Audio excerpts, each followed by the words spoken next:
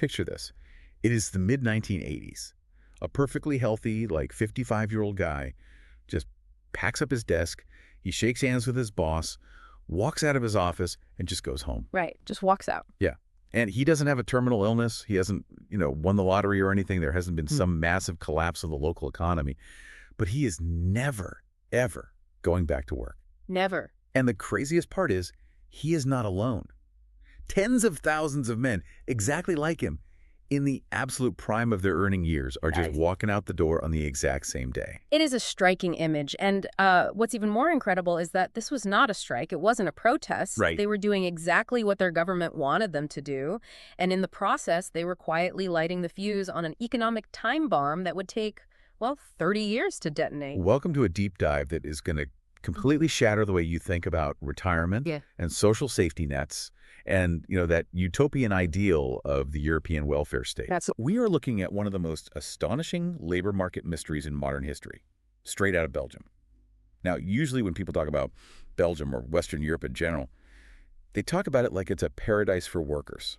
Oh, the ultimate pension paradise. Exactly. You pay your taxes, the state takes care of you, and everyone just walks hand in hand into this golden, stress-free sunset. That is the marketing brochure.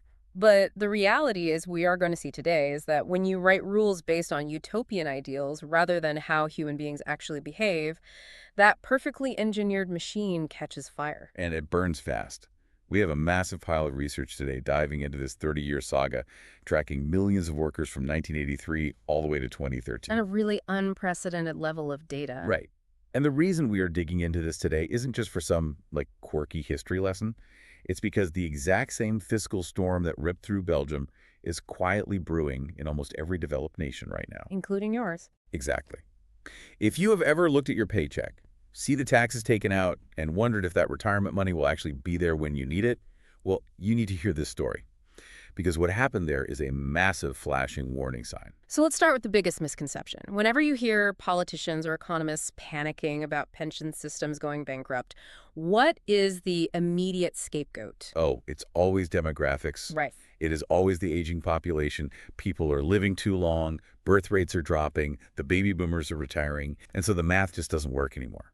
We're told it's just this biological inevitability, like a force of nature. It's presented like a rainstorm. We can't help it. The rain is falling, the boat is getting swamped, but the actual data reveals a reality that is far more uncomfortable. Which is? Demographic aging is absolutely putting pressure on the system, but it is not the root cause of the financial meltdown.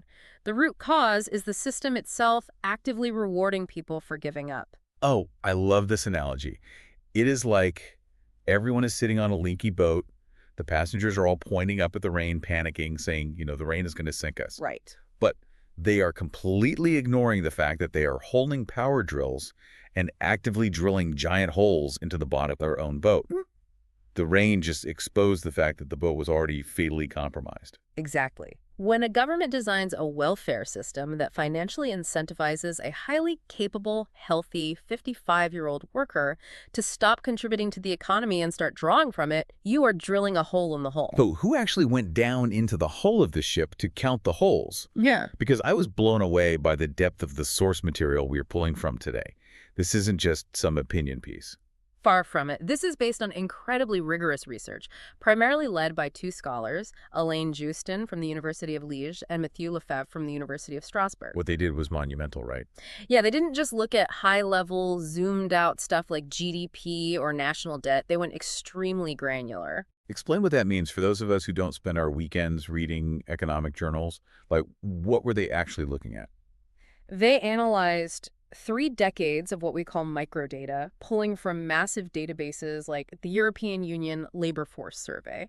Essentially, they tracked the individual choices of millions of Belgian citizens over 30 years. Wow. They looked at who was working, who quit, who claimed disability, who went part-time, and most importantly, they mapped all of those life choices directly onto the changing laws and welfare incentives of the time. They basically played detective with millions of individual lives to see exactly why people were making these choices. Yes. And the truth they uncovered is just, it's a slap in the face to common sense. It really is. The ultimate dream that everyone works for early retirement didn't just strain the system.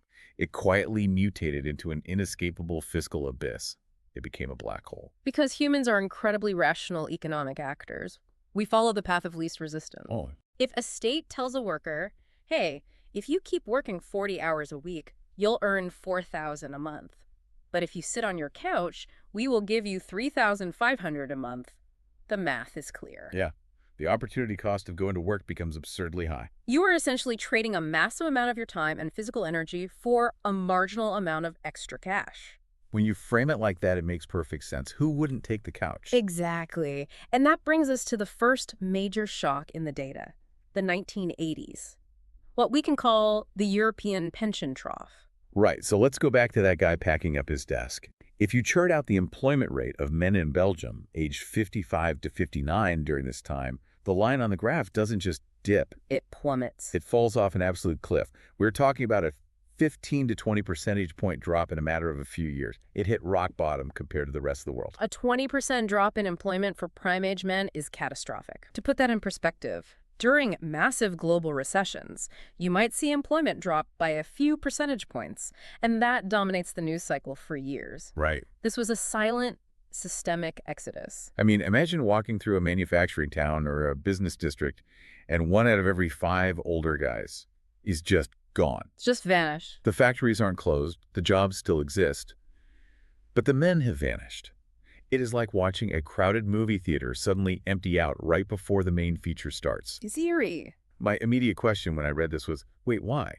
Did all these guys just suddenly get lazy? Not at all. It is never about laziness. It is about the invisible forces of institutional design.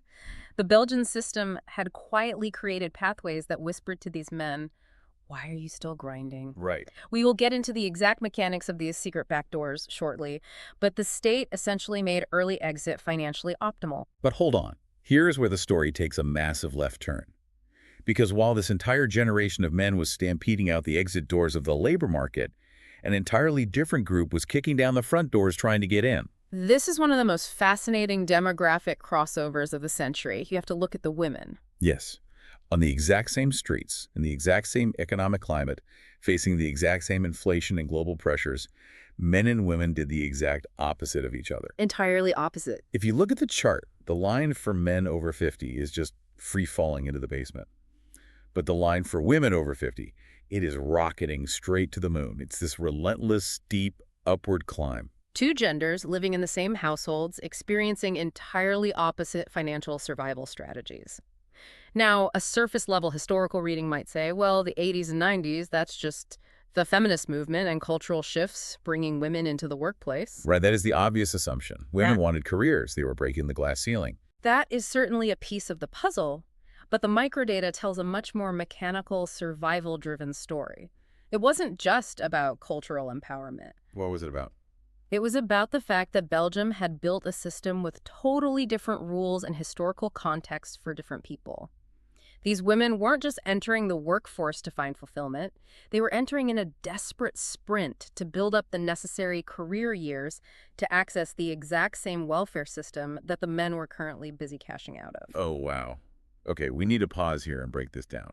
Because to understand why this massive divide happened, we have to look at the incredibly bizarre, almost feudal way Belgium structured its workforce. Feudal is a good word for it. We are talking about golden shackles. Yeah. A segregated system that was designed to be perfectly fair but accidentally created a brutal, hidden caste system. Right. Post-war Belgium, like many European countries, wanted to protect its workers. But they didn't just create one giant pool for everyone. They sliced the labor market into 3 completely isolated tribes. 3 tribes? Yes. Civil servants, wage earners, and the self-employed. Why on earth would you do that? Why not just have one rule for everyone? Because of historical power dynamics and union negotiations, different professions had different levels of influence, different risks, and different historical agreements. The intention was tailored protection. So they thought they were doing a good thing. Absolutely. The state thought a miner faces different risks than a baker, who faces different risks than a tax collector. We should customize their safety nets. The intention is always so pure. Let's customize protection. But the reality, your job title didn't just determine your daily tasks. It determined your secret VIP status for the rest of your life. It dictated your layoff protection, how your pension was mathematically calculated, what age you could retire, and whether you had access to early exit loopholes. I think of it like buying a ticket to a massive amusement park. Everyone pays the admission fee, their taxes. But once you get inside, you realize the tickets are color-coded. The self-employed get the bronze ticket.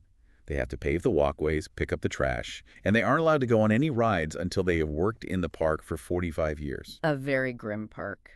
The regular wage earners get the silver ticket. They can ride some rides, but the lines are long. And then you have the civil servants. The civil servants held the platinum, all-access VIP pass. They were at the absolute apex of the welfare state. Let's talk about this civil servant jackpot. Yeah. Because when I read the mechanics of how their retirement was calculated, my jaw literally dropped. It sounds entirely made up. It was incredibly generous. Imagine a job where it is virtually impossible to be fired, and you are allowed to retire at age 55, taking home a pension based on the absolute highest salary you ever earned. Let's break down the mechanics of why that is so lucrative. First, you have quasi-complete layoff protection. Right. In the private sector, if a recession hits, a company might lay off 10% of its workforce. The wage earner is always carrying that underlying risk. The civil servant is fully insulated from macroeconomic shocks. Okay, job security is great. But the pension formula, explain how a defined benefit system works here. In a standard private sector pension system, if you even have one, your final payout is usually an average of your lifetime earnings. So your low-paying early years drag down the high-paying later years. Right, the years you worked for minimum wage hurt your average. Exactly. But for Belgian civil servants, the state originally calculated their lifetime pension based only on their last 5 years of salary. Which, because of how government seniority pay scales work, are practically guaranteed to be their highest earning years. Yes. You peak at the very end of your career, and the state locks in that peak number for the rest of your life. That is insane. They later bumped it to an average of the last 10 years for workers born after 1962, but the sheer generosity of the formula remains staggering. And certain specific government jobs had it even better, right? Yes. The statutory retirement age was technically 65, but the loopholes for civil servants were massive. Railway workers could legally walk away at age 55. Police officers and military personnel could exit at 56 or 58. Okay, I have to push back here, just to play devil's advocate. Laying railroad tracks is backbreaking labor. Being a police officer is highly stressful. Doesn't a progressive society want to give those people a break? Shouldn't a guy who drove trains for 30 years be allowed to rest? Morally. That is a compelling argument. Right. Economically, the math doesn't care about morals. Here is the mechanical problem. When pensions are calculated this generously and tied to the wages of active workers, the financial burden shifts entirely to the general taxpayer. These civil servant pensions were general budget financed. Meaning there isn't some magic vault full of gold that the railway worker contributed to over his career. Precisely. His massive pension is being paid in real time by the taxes of the people still working. Oh, wow. And when you have an aging population, you suddenly have a smaller group of young workers paying for a massive group of 55-year-old retirees living on peak salary pensions for 30 years. Extreme generosity for a few means extreme, back-breaking costs for everyone else. Which brings us to the people who are outside the VIP lounge. The outcasts. The self-employed. If the civil servant was the apex, the self-employed regime was the absolute bottom of the barrel. This part infuriated me. Because the self-employed, the entrepreneurs, the local bakery owners, the plumbers starting their own businesses, these are the people taking all the economic risk. Why are the engine? They're creating jobs. And their reward in this system was essentially punishment. Their scheme was remarkably ungenerous. To secure a full pension, a self-employed individual had to prove 45 solid years of career history. 45 years. Yes. Furthermore, their pension wasn't based on their 5 best years. It was based on a highly complex earned income averaging period that stretched across their entire career. So the 5 years they spent sleeping in their parents' garage trying to get their business off the ground, that practically zero income period severely drags down what they get to eat when they are 70. It does. And if they decided they were just too exhausted and wanted to retire early, before the laws changed in 2014, the state would hit them with an actuarial penalty. Explain that term. What does an actuarial penalty look like in real life? Imagine you have a jar of money that the state says is yours at age 65. Let's say it's $1,000 a month. Okay.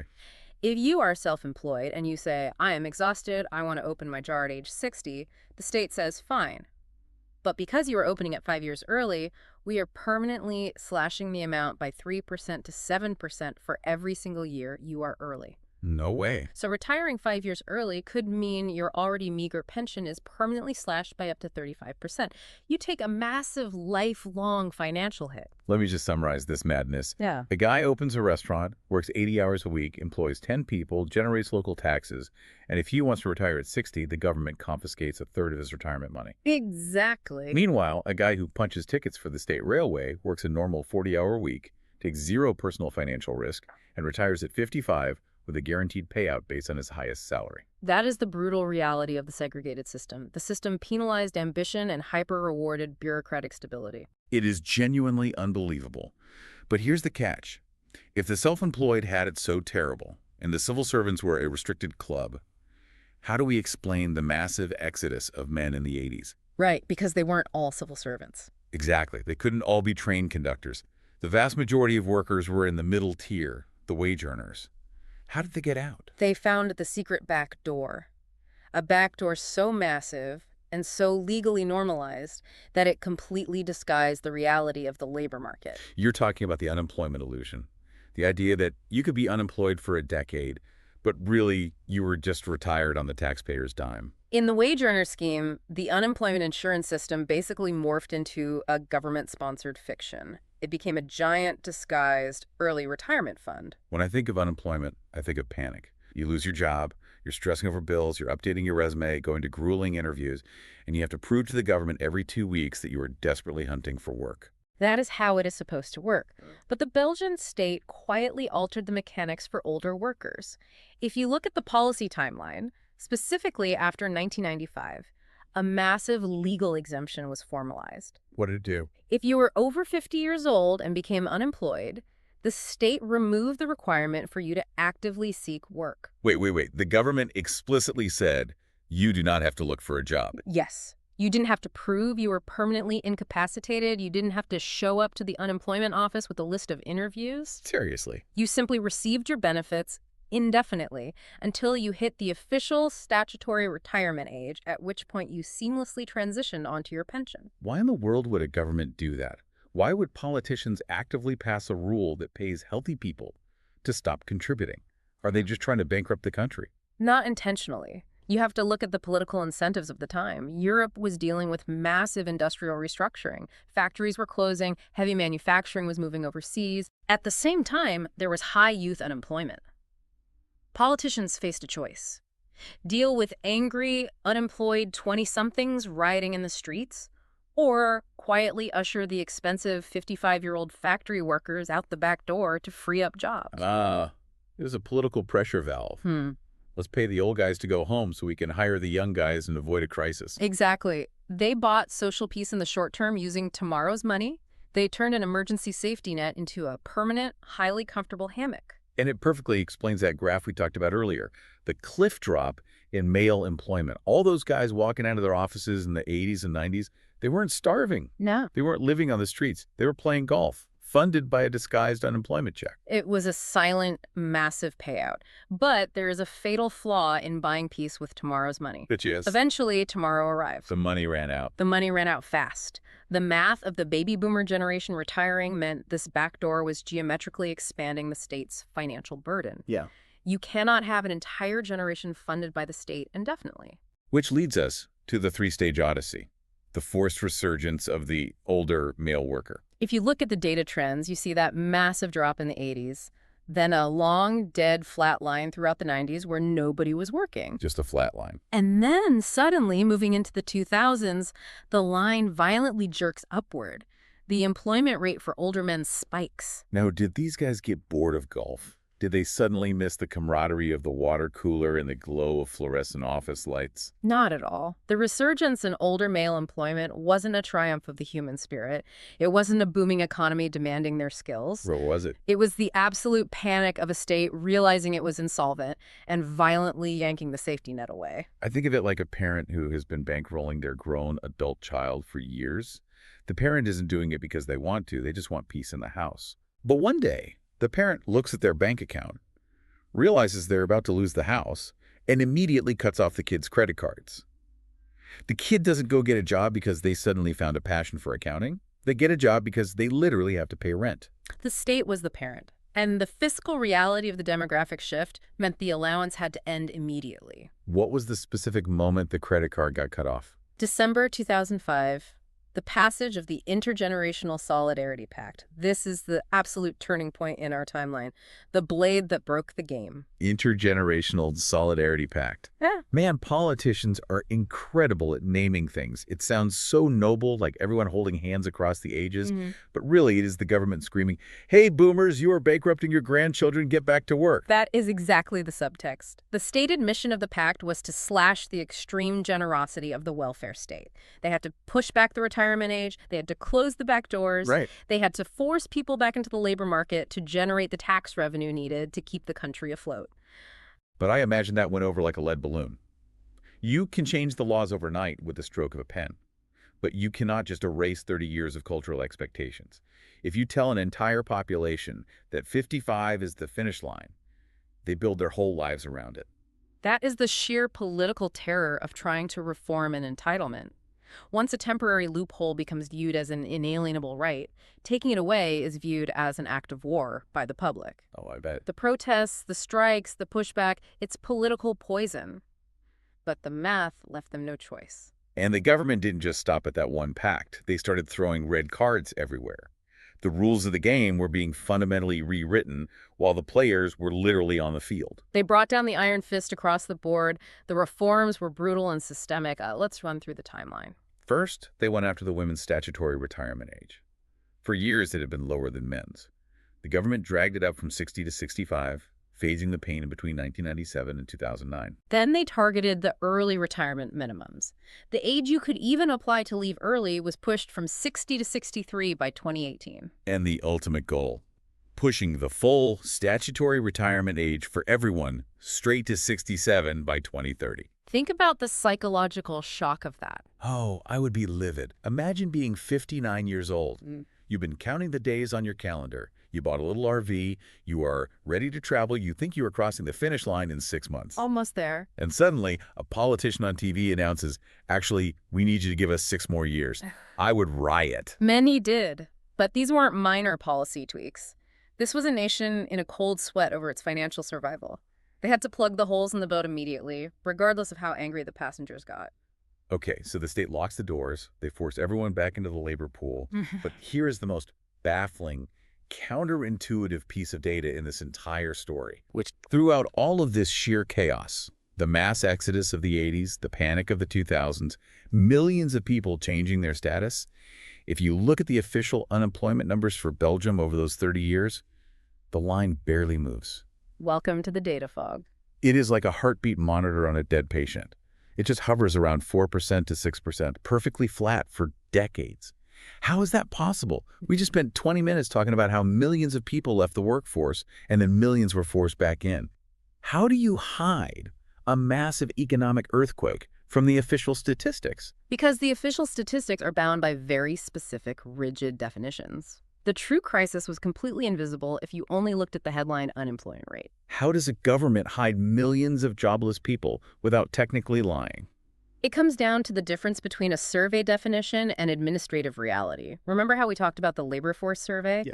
To be counted as unemployed in that survey, you have to answer yes to a very specific question. Are you actively seeking employment? And because of the secret back door we talked about, the state told the older workers they didn't have to look for a job. Exactly. So when the surveyor knocks on the door of a 55-year-old man who is sitting at home collecting a government check, the surveyor asks, "Are you looking for work?" The man says, "No, the government exempted me."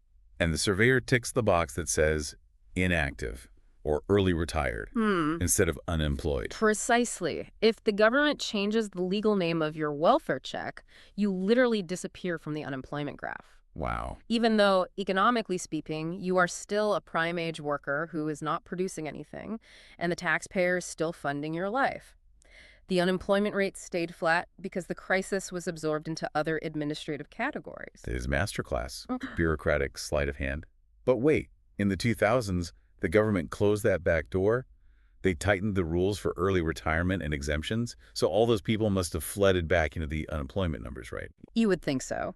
But human ingenuity, especially when it comes to avoiding work you don't want to do, is boundless. They experienced what the data calls an identity shift. The Great Disappearing Act. When the state locked the front door of early retirement, the citizens didn't just give up and go to the office. They walked around the building and broke in through the side window. The charts on this are wild. The state makes early retirement incredibly difficult. Instantly, the number of men taking early retirement plummets. Right. The state thinks, victory, we fixed it. But simultaneously, entirely out of nowhere, the number of people registering for disability skyrockets. Specifically, older women's disability claims just explode off the chart. The substitution effect in action. Now, we have to ask the critical question. Did the population of Belgium suddenly contract a massive, debilitating wave of physical illness in the early 2000s? Unless there was a highly localized zombie virus that only targeted people aged 55 to 60, no. They didn't get sick, they just found a new, legally protected hiding spot. It is the medicalization of the labor market. Think of the welfare system like a balloon. You have all this pressure inside the balloon, people who want to exit the workforce. The government squeezes the side of the balloon labeled early retirement. They make the rules incredibly strict. And you cannot just compress the air. It has to go somewhere. So it instantly pops out the other side of the balloon, the side labeled disability. Exactly. The people didn't magically find a renewed vigor for labor. They just went to a different doctor, described their 30 years of back pain from working on a factory floor, which is very real pain, by the way, and instead of retiring, they secured a medical sign-off. So they changed their administrative costumes, but the financial burden on the state remained identical. Perfectly identical. And there was another massive identity shift happening at the exact same time, right in the heart of the family unit, the exit of the housewife. This is a profound structural shift. If you look at the category defined as other inactive, which primarily captures women engaged full-time in domestic tasks, maintaining the household, that number plummeted by a staggering 2/3 for the 50 to 59 age group over just 2 decades. Now, if you just read a headline in a newspaper, housewives enter the modern workforce in record numbers, you'd think, what a glorious victory for professional independence. Women are breaking out of traditional roles and claiming their economic power. And that narrative is certainly part of the broader 20th century story. But if you look at the mechanics of the Belgian welfare reforms, a much darker, more coercive truth emerges. They weren't marching into powerful, fulfilling careers because they suddenly wanted to be CEOs. They were being financially forced out of their homes. Remember the rules of the segregated system. The state required workers to log a specific number of active career years to qualify for the social safety net. You needed quarters of work to get a pension, to get disability, to get any protection. And as the state started slashing the generosity of the husband's single pension and the cost of living went up, the traditional single-earner household became financially unviable. A single pension could no longer support 2 people in old age. Oh, that's brutal. The system mathematically required these women to enter the labor market, not necessarily out of a desire for empowerment, but as a desperate mechanism for financial survival. They had to log hours to build their own independent Social Security rights before the music stopped. It's heartbreaking when you look at it that way. The state changed the rules of the game, and families had to completely restructure their lives just to avoid poverty in their twilight years. Exactly. But as all these new workers, the older men forced back off the couch, the women transitioning from the home as they flooded the job market, the actual definition of what a job was completely mutated. Which brings us to the industry shuffle. The death of heavy metal and the rise of the service sector. The data shows this massive pivot. Education levels were soaring. Heavy manufacturing, the coal mines, the steel mills, they were collapsing or moving abroad. Right. Almost 90% of older women entering the workforce and 2/3 of older men ended up sitting behind desks, working in retail, healthcare, or administration. The service sector became king. And this wasn't just a natural upgrade to a cleaner economy. The shift to a service-based economy provided the perfect petri dish for a brand new, highly exploitable work model. Think about the physical reality of a factory. You can't walk onto an automotive assembly line, build half a steering wheel, turn to your foreman and say, all right, I've done my 4 hours, I'm heading home to watch TV. The factory demands full, synchronized shifts. Heavy industry is rigid, but the service sector allows for divisible labor. You absolutely can answer customer service emails for 4 hours, log off, and let someone else take over. And this structural shift paved the way for a tidal wave that would completely redefine the concept of retirement, the part-time wave. The numbers here are staggering. Part-time work among older demographics absolutely exploded. Over 50% of women aged 55 to 64, and nearly 20% of men in the same age bracket switched from full-time careers to part-time roles. Now, at first glance, this sounds incredibly humane. Sounds like the perfect compromise. A gentle glide path into retirement. Sounds nice, doesn't it? Yeah. You work 3 days a week, you keep your brain sharp, you mentor the younger staff, and you spend the other 4 days playing with your grandkids in the garden. What is the problem with that? On an individual human level, it is wonderful. But on a macroeconomic state level, it hides a massive toxic consequence for the country's tax base. Walk me through the mechanics of why a guy working 3 days a week is toxic to the government. Remember the entire point of the Intergenerational Solidarity Pact. To save money. Right. The government pushed the retirement age to 67 because they desperately needed people to stay in the workforce to generate full-time tax revenue to pay for all the massive civil servant pensions we talked about earlier. Right, they needed tax dollars. But if you force a worker to stay in the labor market until they are 67, but they drop down to working 15 hours a week, you aren't saving the economy. Because they aren't making as much. Exactly. They are still technically active, so your unemployment numbers look great. But the actual hours worked, the actual economic productivity, and the actual taxes collected plummet. You are just masking the shortfall. You're keeping the body count high, but the tax revenue is completely hollowed out. But wait, it gets even more cynical. Because the data shows that men and women were using this part-time system for completely different reasons. This is where we see a stark gender divide. For women in Belgium during this era, part-time work was largely a lifelong reality. Many transitioned into part-time roles in their 30s to balance childcare and domestic duties, and they simply continued that pattern into their 50s and 60s. It was an entrenched habit. But for men, it was a shiny new toy used exclusively as an escape hatch. Look at the youth data. Young men in their 20s and 30s working part-time.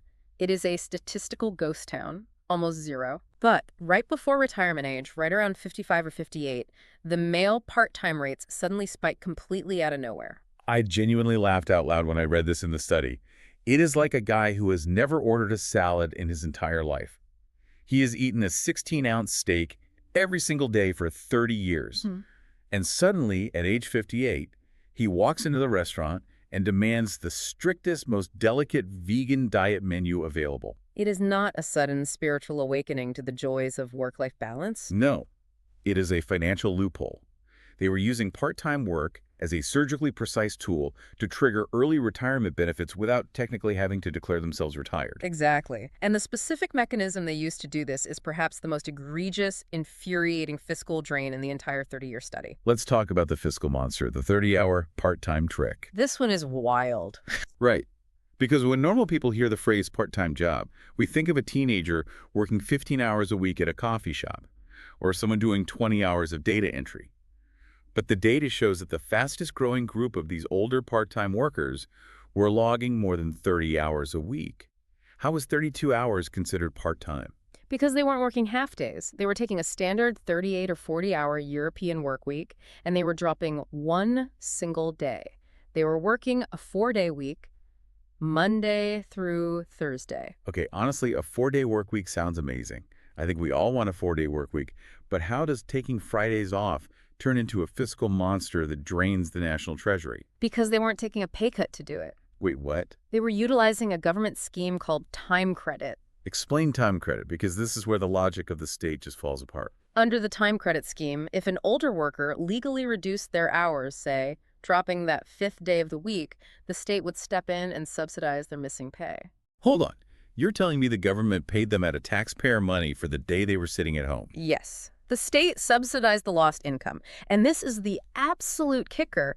While they were working 4 days and getting subsidized for the 5th, they still accumulated full 100% pension rates, as if they were grinding out a grueling full-time 5-day week. I'm losing my mind. That is a legalized, state-sponsored heist.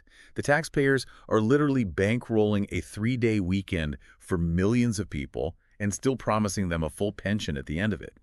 Why would any government agree to this? Again, we have to look at the tragic gap between good intentions and human behavior.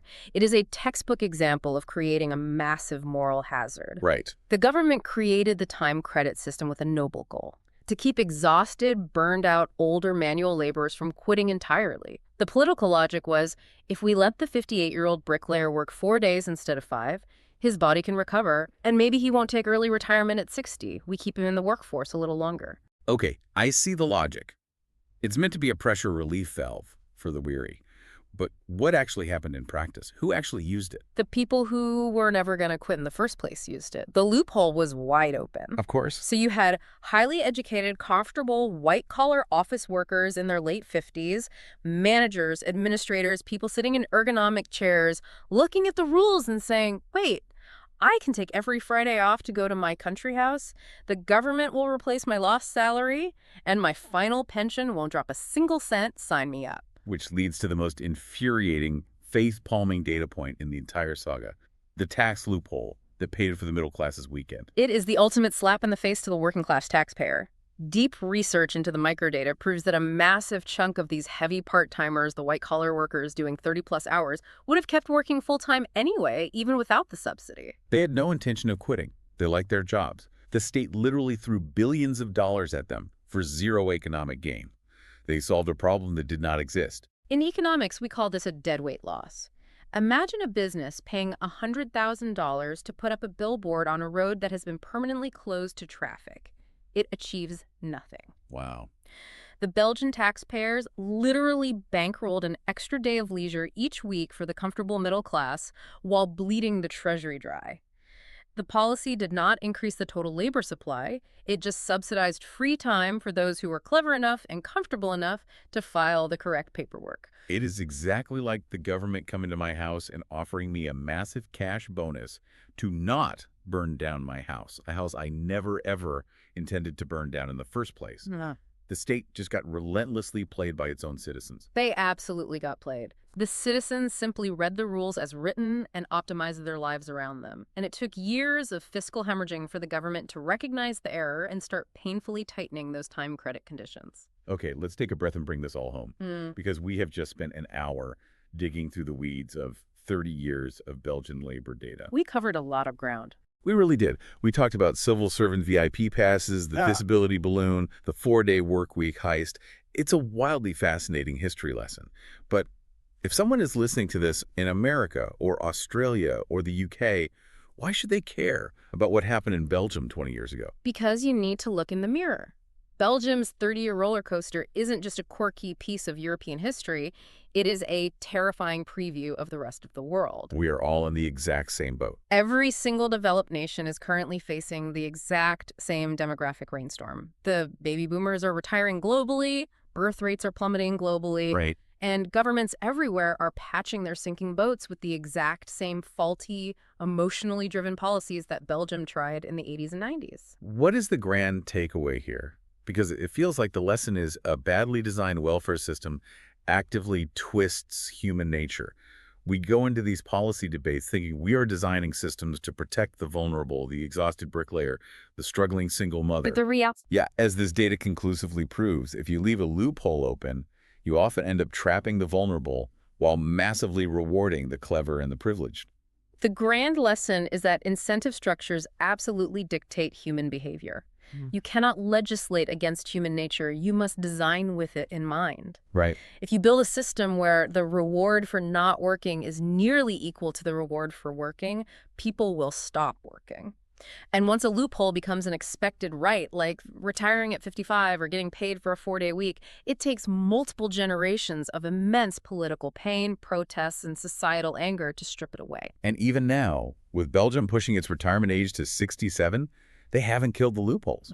As we saw with the massive spike in disability claims, the loopholes just mutate. They change shape. They always do. If a backdoor exists, millions of people will eventually find it, share it, and walk through it.